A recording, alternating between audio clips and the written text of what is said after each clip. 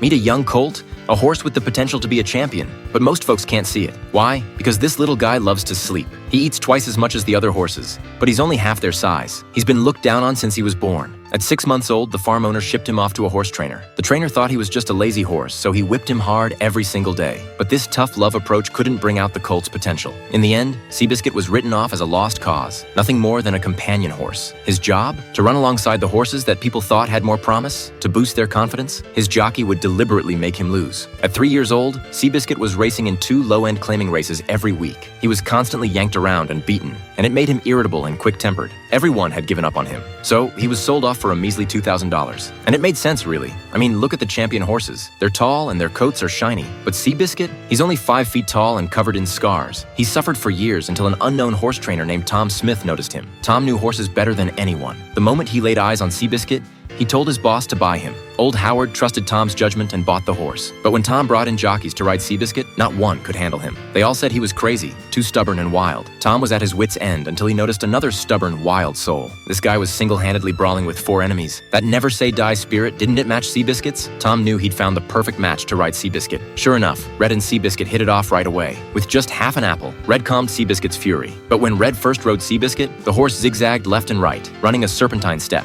Turns out, Seabiscuit had been beaten and trained to run in circles since he was young, and it had become a painful habit. Tom said he'd been trained to be a tool and had forgotten he was a horse. To remind him of his instincts, Tom took Seabiscuit to a small grove and had Red ride him at full speed. Due to copyright issues, that's all I can show you. But if you're interested, you can check out the original movie. It's called Seabiscuit.